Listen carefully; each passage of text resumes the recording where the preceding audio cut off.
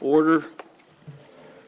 Let's bow our heads for the invocation. Father, thank you for this day. Thank you for this time that you have blessed us with. May we be ever mindful that everything we say and do be pleasing to you, and we pray that. Father, be with us during this health committee meeting. We know our citizens have been through a lot the last 2 years. May we continue to give our attention to them, and we pray for the recovery of those that are still infirmed. Be with us during this coming hour and a half as we go through this meeting in Jesus' name. Amen. Shelley, can you do the roll call, please? Yes, sir. Mike Dobbins. Here. Dora Petzkowski. Here. Keith Austin. Here. Danny Callison. Here. Julia Coates. Here. Sean Crittenden. Here. Joe Deere. Aye. Rex Jordan. Here. Johnny Kidwell. Here. Daryl Legg. Here. Wes Snowfire. Joshua Sam. Here. Mike Shambaugh. Here. Melvina Shotpouch. E.O. Smith. Here. Condessa Teehee. Victoria Vasquez. We have a quorum. Thank you, Shelley. Hopefully you've had time to look at the minutes. I would entertain a motion to approve. Sir, all those in favor of the minutes being approved, say aye. Any opposed? Passes. On to reports. Claremore Service Unit, Mr. George Vallier. George?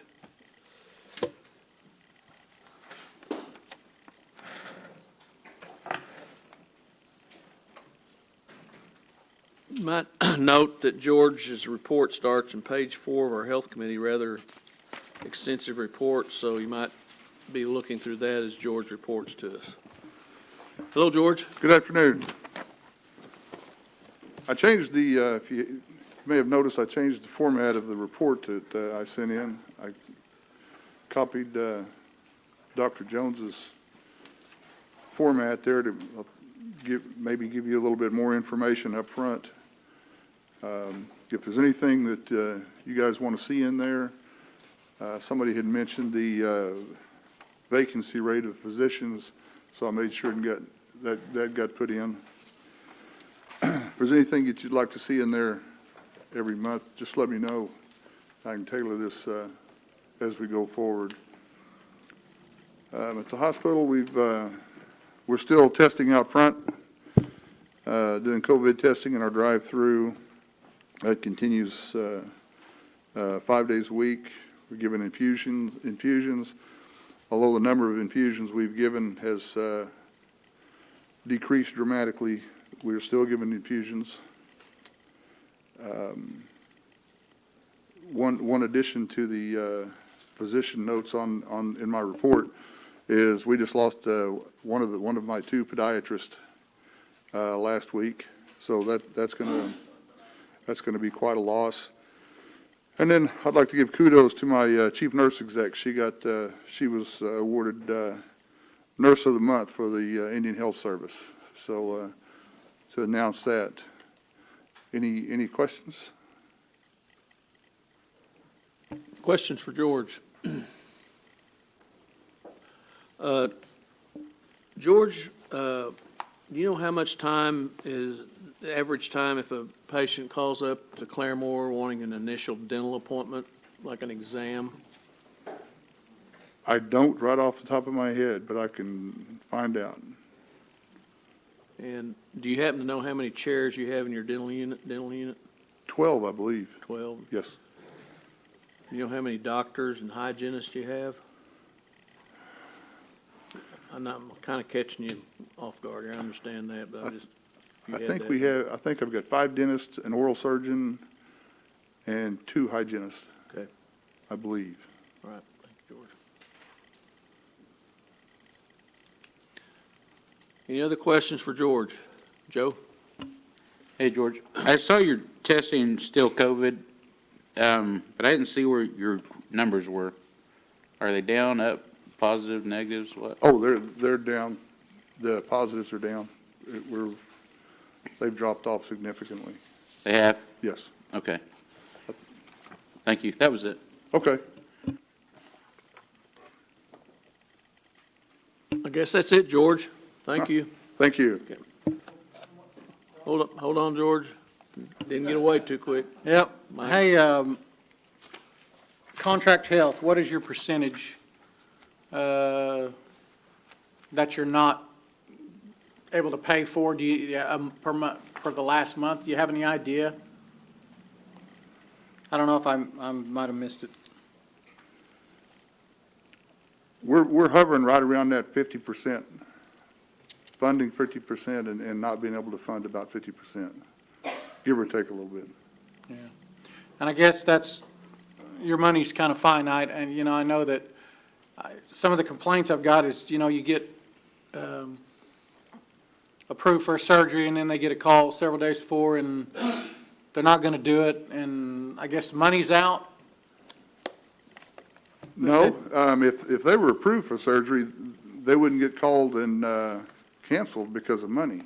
It would have, once a referral is approved, that money is obligated for that surgery.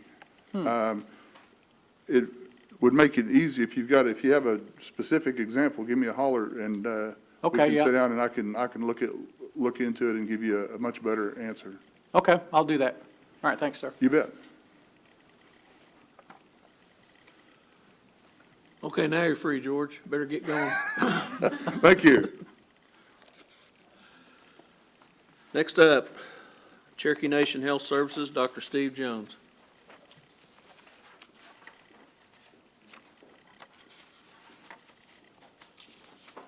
Hello, Dr. Jones.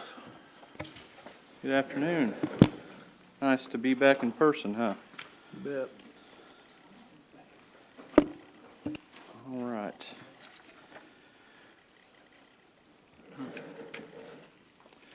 Well, my report is in your packet. I think we usually kind of talk about some of the things there. I won't keep going over those things each month unless there's things that you guys want to talk about specifically.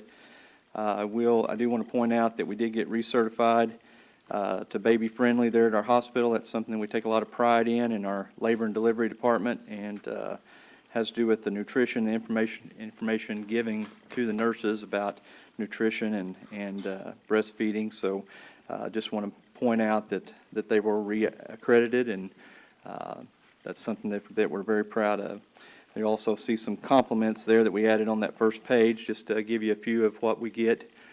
We don't always get everything to this group, but we try to acknowledge those that we get back to the staff members that we get compliments on. So back in the report, you can see about 96% of our contract health referrals that we got this last month were approved. Our ambulatory care visits are all up across the whole system. If you look at each clinic individually and through Hastings, are all up. So everything's trending back to patients coming back into the clinics, and we're starting to reduce some of our telehealth visits. We're still utilizing it where we can. As, for example, when we had inclement weather the last month, patients still had access to care through telehealth visits. So we did not close down completely, even though our facilities were closed a couple of days. Patients still had access to care, and we did open our pharmacies up for a short period of time to be able to fill those prescriptions that were in need for that time. So we're still trying everything we can to keep access open. With the COVID numbers, I'm not going to go into that. Dr. Gann's going to give you a report here in a little bit, so I won't want to steal his thunder, other than to say that our hospitalizations keep coming down. So we're trending better there. Hearing aid legislation, we talked a little bit about that this morning in Rules Committee. If there's any questions on that, I'll answer those. There were a couple of questions that came up during Rules that I want to follow up on. Right now, there's about a 2-month scheduling period. So if you get a referral, you go into a queue, they pull out of that queue, and it's about 2 months, 2.5 months to get your appointment, which is a lot better than 2 to 3 years as it used to be. I think someone pointed out this morning. So currently, if you have a repair or a need with your hearing aid that you need addressed, they do those weekly. So if you call in, we're going to get you in the same week to get that fixed and taken care of. So that's just a little benefit there. And the other question was, how long does it take from the evaluation to the time you receive your hearing aids? It's about 4 weeks from the time that you get evaluated and the need is made.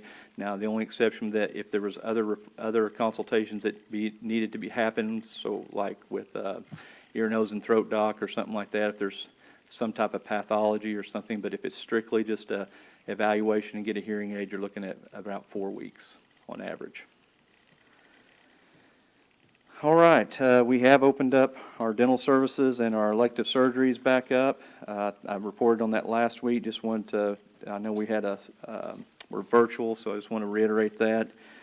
We are looking at over 11,650 patients that we've signed up on the Medicaid expansion. Our goal was to hit 12,000, so we're getting real close to our goal on that. So that's been a successful program as we've put that initiative in order back last summer. We are also getting ready to start a pediatric residency program.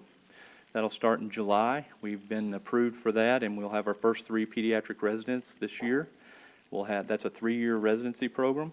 We'll have 3 residents each year, so we'll have a total of 9 on campus to go along with our primary care residency program. So that'll be our second residency program that we've initiated, and we'll be housing strictly within Cherokee Nation.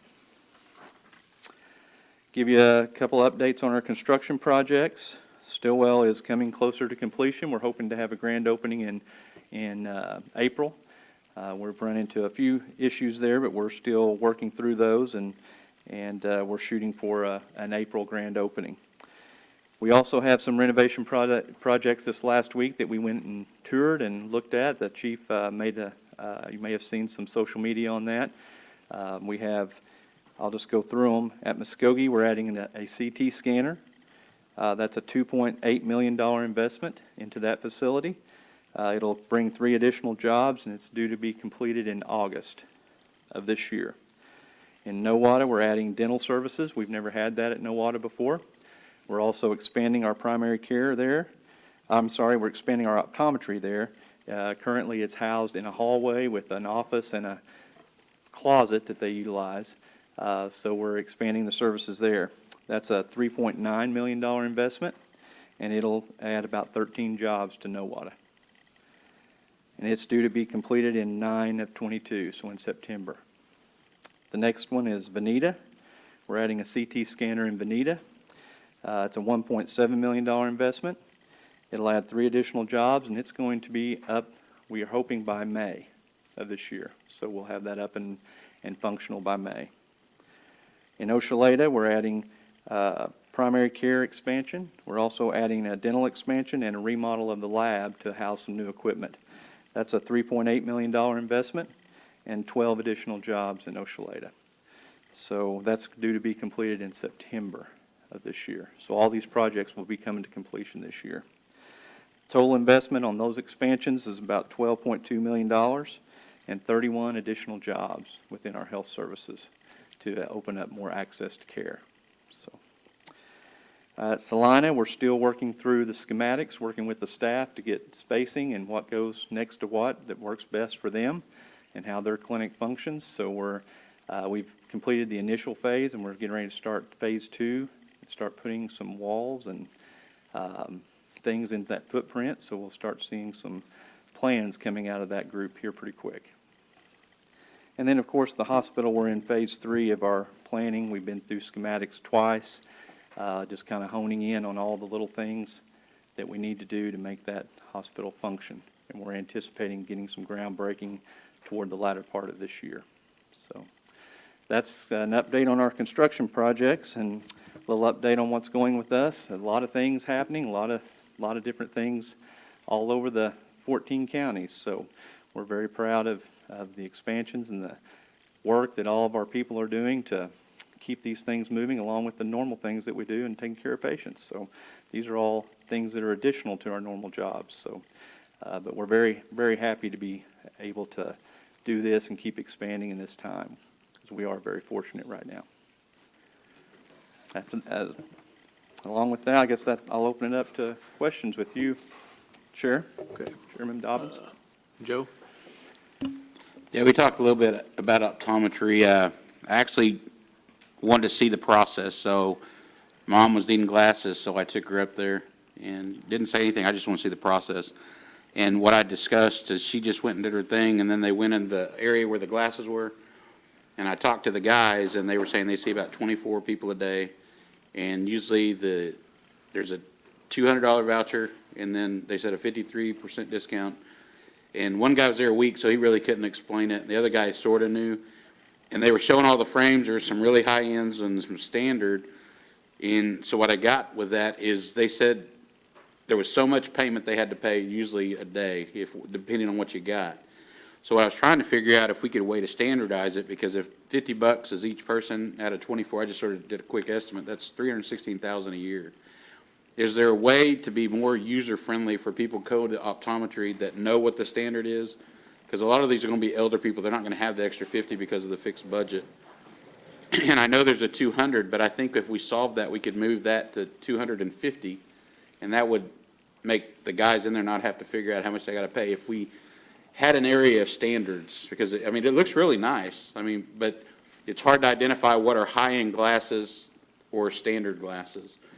And can you explain that, what we talked about? Because I mean, they couldn't really explain it, what the $200 voucher or what the discount was and all that, just so people understand when they go to optometry what we do, so. Okay, so let me start by saying optometry is totally something that we contract for. Yeah. We do have the support staff and the footprint at each location. That is ours. The manufacturer of the glasses, the owner of the frames, and the optometrist all belong to Northeastern Health Systems. Or, I'm sorry, Northeastern State University, not Northeastern Health Systems. So we contract with the School of Optometry for those services.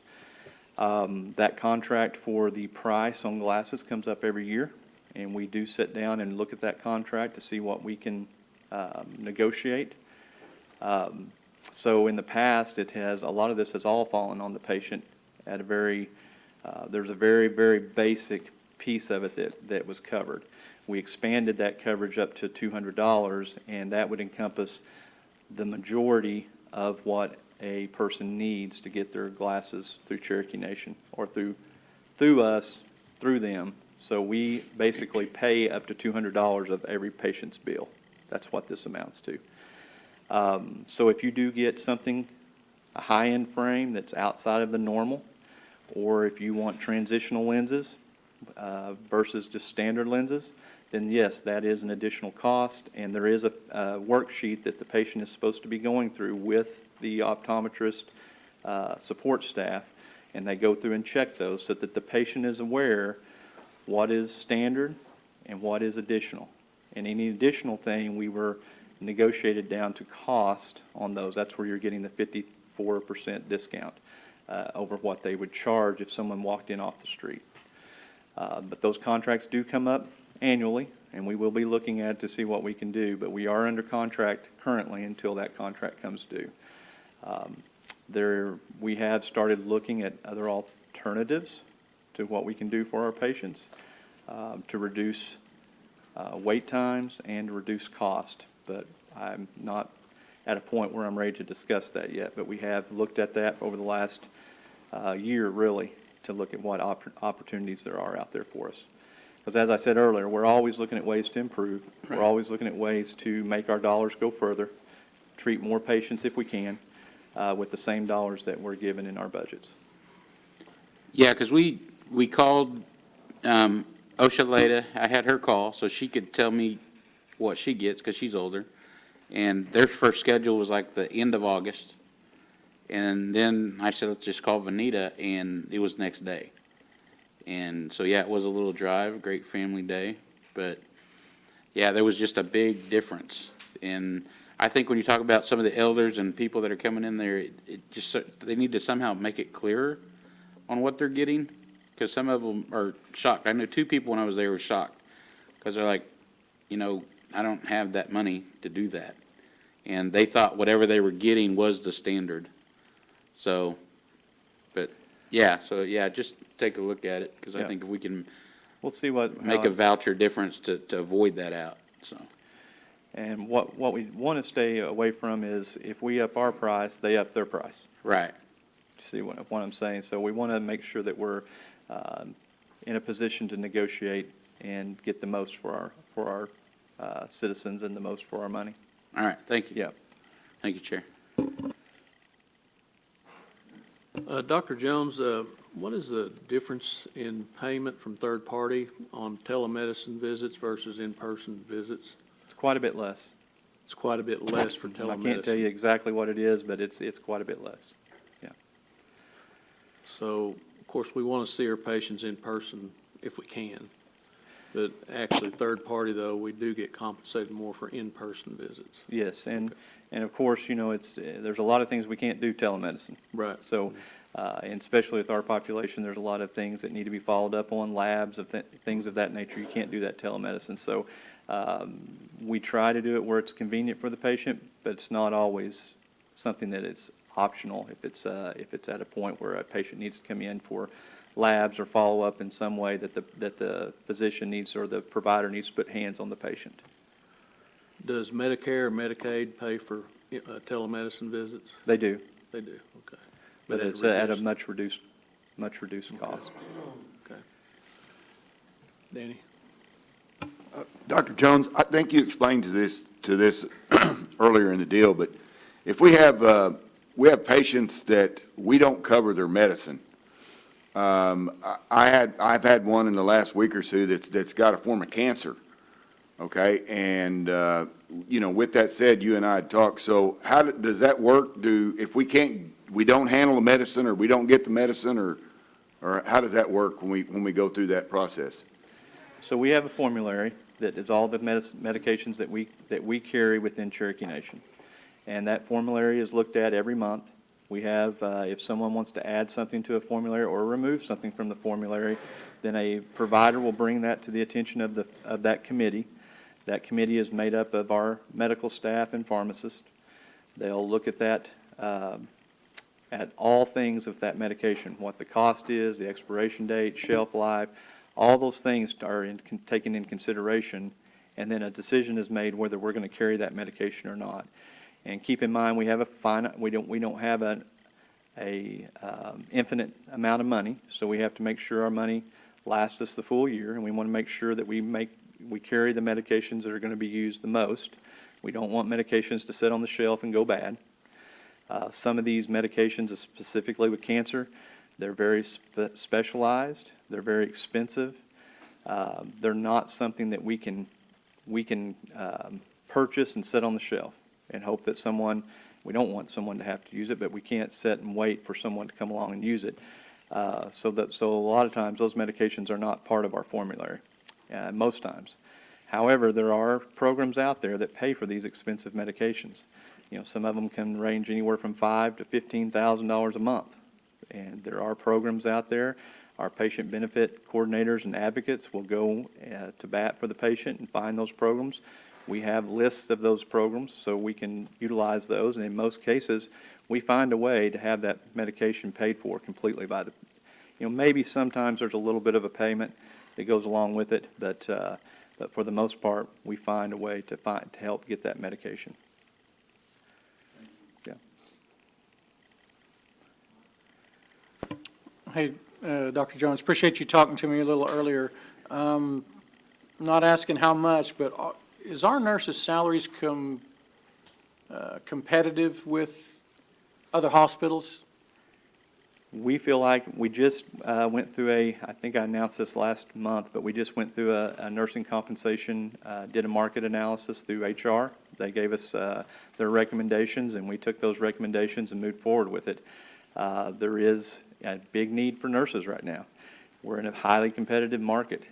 So we have initiated some outside-the-box thinking. We've initiated some sign-on bonuses. We've also initiated a longevity or a retention bonus for time that nurses spend with us, rewarding those that have been with us as well as those that are coming on.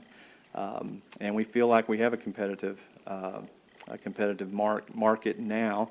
We were a little below the market, but we have restructured it, and after we analyzed how that affected our nurses, we've restructured it a second time with HR's help to make sure that we're not rewarding those coming on more than the ones that have been here. So there is a structure there that has been put in place that seems to be very fair across the board. And this is for inpatient nurses only at this time. We're working on a outpatient nurse reworking that salary schedule currently, and we're hoping to have it at the end of April to be able to roll it out. So it's a very laborious process, because I think HR looks at every single employee that we have and every opening that we have to see how that affects the budget, because of course we want to stay within our budgetary confines. So we have to work that in and make sure that we have the money to pay for it when we do put a compensation adjustment in place. And so far, we've had no problem with that. We use our third-party revenue to supplement some of that stuff. So currently, we are always, again, analyzing that, making sure we're staying up with the market, especially when we find a specific area where we're having trouble keeping nurses. Our biggest issue right now is agency nursing, which is unless someone legislatively, outside of this body, of course, nationally, puts a limit on where that tops out, we're going to continue to have this problem, because it's just merely go break your contract, I'll pay you more, come over here, and I'll send you over here. And so it's hard to get a stabilization of that market right now because of the way COVID has affected it, and these agencies have taken advantage of the situation, and that money's not going directly to the nurses. There's a middleman in there that's taking a chunk of that money and holding the health systems at hostage and saying, we're not going to give you anybody else unless you pay X amount of dollars. Well, there's a margin in there that they're taking that doesn't even make it to the nurse. So it's a big issue, and it's not unique to us. It's nationally that we're all dealing with this and trying to find the balance of where we need to be, because we'd rather pay somebody directly than pay an agency. So. All right, thanks, sir. He was talking about patient service advocate. Those are your liaisons between you and the doctors in the offices, and they usually know where to go to help you with the medicine stuff. So if you utilize those patient service advocates in those clinics, because that's what they're there for. And a lot of times, people are trying to get hold of the case manager, and they can't because they're busy back there. But talk to your patient service advocate, and that's your contact to all the rest of the clinic, and even to Dr. Jones's office. Sometimes I had to call them, so utilize those people. And what she's talking about is our patient benefit coordinators, and they have direct access to all of us at all times. So if they're advocating for a patient, then they have the ability to go into there and to whatever area it is and get a direct answer and not have to wait on a phone call back. They're integrated in all of our service lines, and they have direct access. So that's why their roles are so important in our clinics at helping patients navigate the health system sometimes.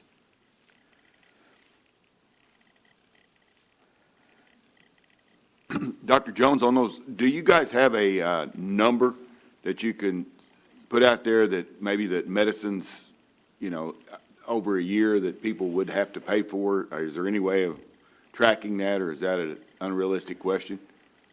Yeah, I don't know of any way of tracking that, because a lot of times those are coming from outside sources, not inside of our health system. And people coming to us wanting us to pay for this or pay for that. And it may be a patient that has never been seen in our health system, but they want to know if they can get their medications through us. We still try. We still get them hooked up with our advocates and try to see if we can help them. It's not a situation where it's coming from inside of our health system where we regulate it.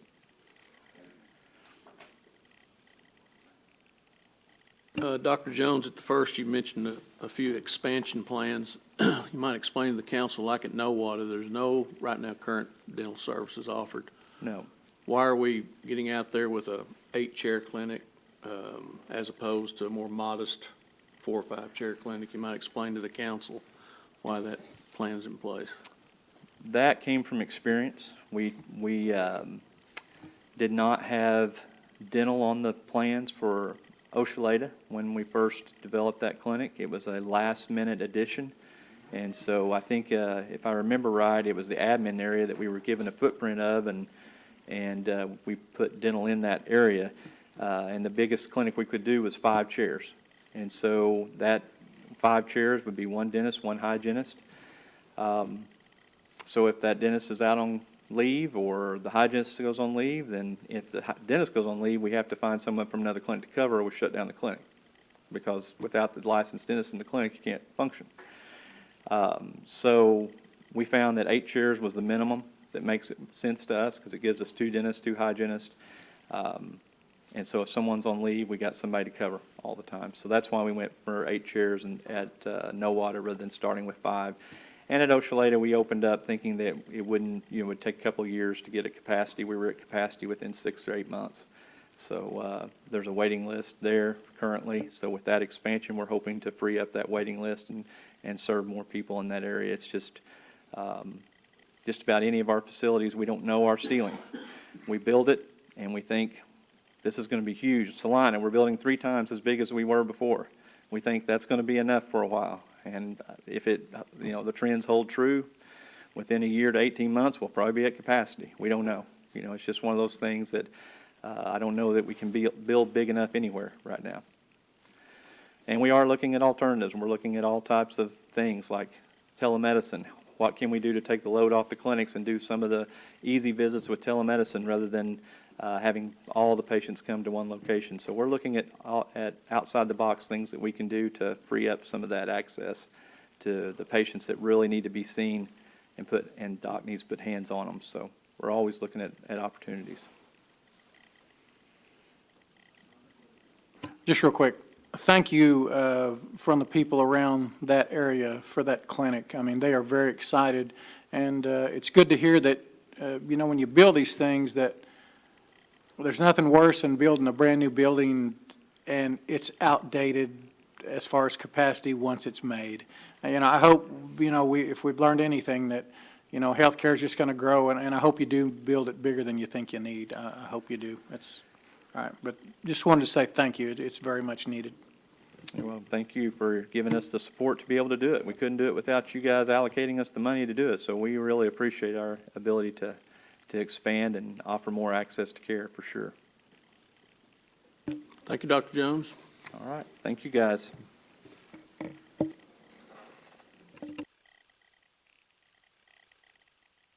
Dr. Gann, could you come in, please?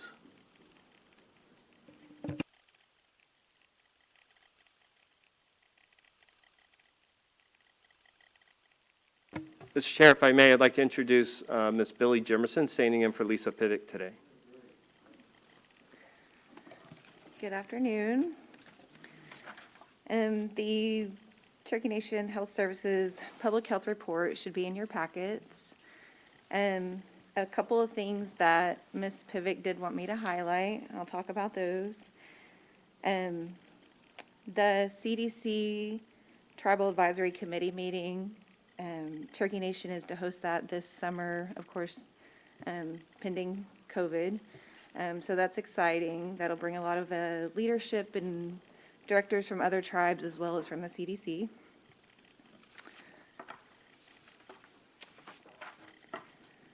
The USDA SEBTC program is online, and we wanted to encourage you guys to have your citizens apply. The students, it's online, there's the flyer that the students were given. There's also a phone number on there that they can call to apply for that, for the summer food program. The enrollment was up 28% in the first week compared to last year. So that's a very good thing. And then also Wings. So Wings has expanded, and they are going to do in-person races as well as a virtual option. And that will start with the first race this month on March 26th. So I believe that one's in Salisal, so encourage your community members to participate in the walk or the run. And then if anybody has any questions, I'll be happy to answer if I can, or I can get a follow-up with Ms. Pivik when she returns.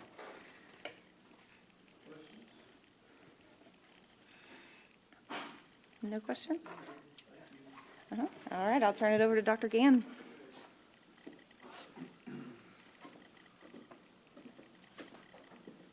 Good afternoon. You know, a lot has happened with COVID since we last met, and it's all good stuff going on. I can tell you globally, the cases are starting to go up just a little bit. There's some countries that went through the whole pandemic with no cases, and now they're getting hit.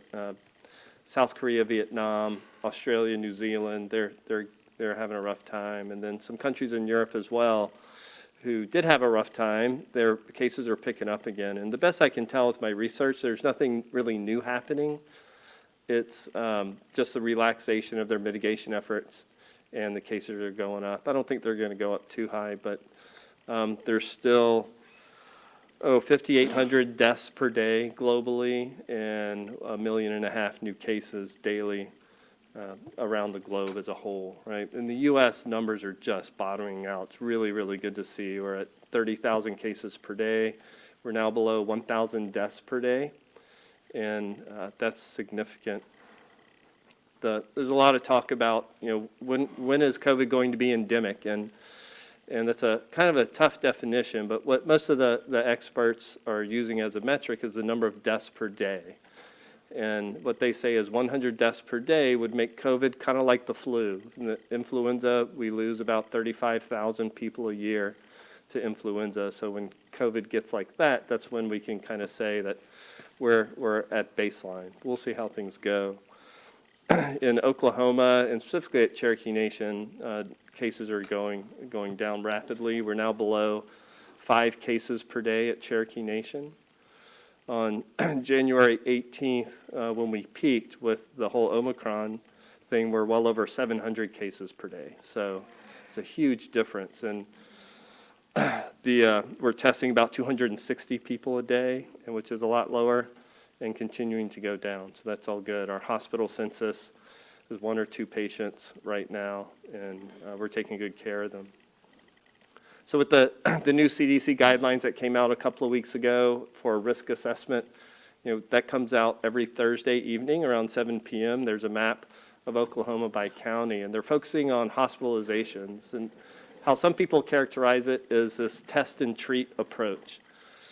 CDC, at this point, with the amount of immunity that's in our communities, both from infection and from vaccination, is high enough that it's going to prevent another major surge with what we know about COVID today. So instead of pushing out very aggressive mitigation efforts, vaccines available throughout the country to anyone, and we know that for sure at Cherokee Nation. And testing is readily available. So that the only way this new system from CDC works is if people act responsibly. I'm sick. I need to make sure it's not COVID. And of course, we have to identify the people in our community that are the most vulnerable to severe illness and hospitalization and death from COVID, and take extra efforts to take care of them. That's the whole CDC approach, and I like it. So what they measure for us is the number of new hospitalizations over a week per 100,000 people, and the percentage of beds that are occupied by people with COVID-19. They can't really parse out those people who are in the hospital for a reason other than COVID and just happen to test positive, but they think their data, as they've tested it, seems to really allow communities to make those decisions about mitigation efforts. The northern half of Cherokee Nation is currently in the green. There's only 3 risk levels now. There's green, then yellow in the middle, and orange as high risk. And the southern part of Cherokee Nation is in the yellow and just really, really, really close to green. I think this Thursday we'll all be in the green, and most of Oklahoma is in the green as well. So it's all looking really good. Know that the FE team at Cherokee Nation Public Health is monitoring the globe daily. We look at everything every day, and we're on the lookout for any indication that we might experience another surge, but there's nothing on the horizon now. You might have seen some information about this Deltacron. That is a name made up by the media. The last I read, they've only identified 17 cases on the whole planet, and they're not really concerned about it. It doesn't show any more aggression. It's not taking over as a new variant. And there's not even enough cases for the World Health Organization to give it a name. So we're watching it, and I'm not too concerned today. And if there is a concern, I will let everyone know.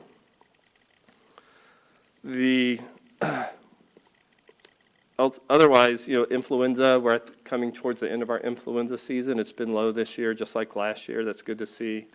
Our team is still working on hepatitis C, and there's some STDs that are circulating around the community that we're getting a handle on. Opioids that we're working on, et cetera. So public health is very busy, and I think y'all are probably experiencing the same thing now that COVID has calmed down. All the stuff we haven't done for the last 2 years is just coming to bear all at once. So we're in the recovery mode as well. Some really exciting things for public health in the horizon. Our FAB accreditation, the Public Health Accreditation Board is going really well, and Lisa's vision for the Cherokee people is just a beautiful thing. And if you want to know more about it, talk to her. She communicates all that very well. So I'd be glad to take any questions. Yes, do you see another round of boosters coming? I think so, right? I get the impression that it's going to be like influenza, where every September we're going to be getting a shot for COVID and influenza. But there's no recommendations right now for people with a normal immune system to get any additional shots, but I think that'll come. And boy, we know how to give immunizations. We've got that figured out. So when it's time, it'll be available. Dr. Gann, is the Omicron variant, is it sensitive to warm weather? I mean, have you detected that or I found that haven't read anything about that. I imagine, as far as environmental impact on the virus, that it's the same as what we knew before, that, it doesn't really like warm weather. Okay. And of course, people are outside more. Remember the layered mitigation efforts, right? So avoiding crowds, ventilation is important, masking. If you're sick, don't gather with other people, and outside is always better than inside. Any other questions for Dr. Gann? Candessa? Well, first off, I really appreciate Counselor Smith asking that question about ongoing boosters, and I appreciate that response. This may be a question for Ms. Pivak, I'm not sure, but I have heard about a community health assessment survey that was underway. Is that a question for Ms. Pivak? Should we wait for her return? No, we did a community health assessment in 2017, and we're still working on the county health profiles, and they're just not done yet. And, I apologize. We've been working on those for months, and we keep running into barriers, but we're really close in having those available. So my apologies, Mr. Chair, for not having that for you today.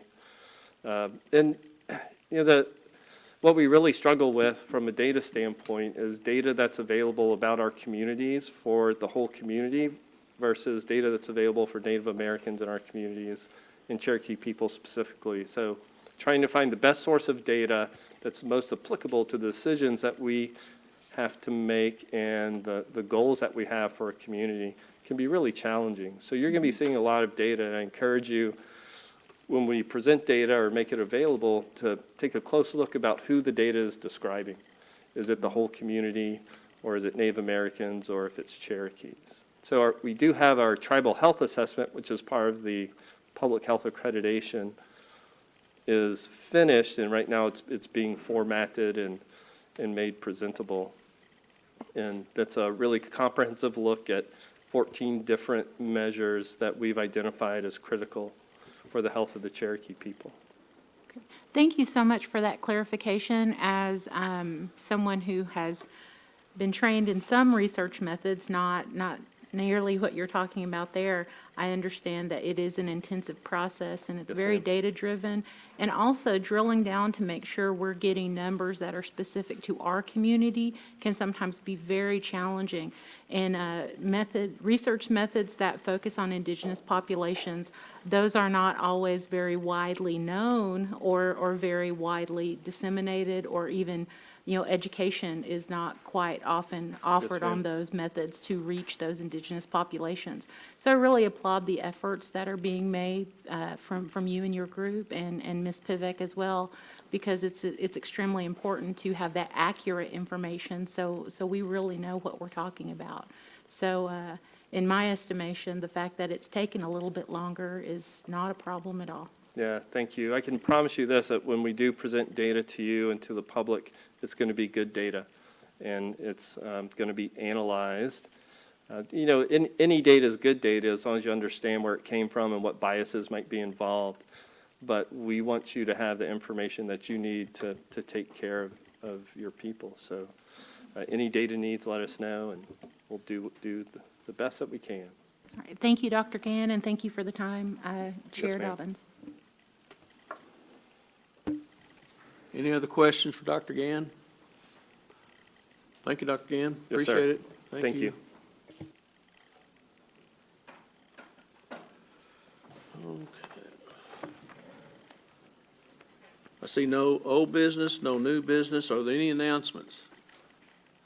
Okay, the next meeting tentatively scheduled for Monday, April 11th at 12:30. Need one more motion. Second? Okay, all those in favor to adjourn? Aye. Opposed?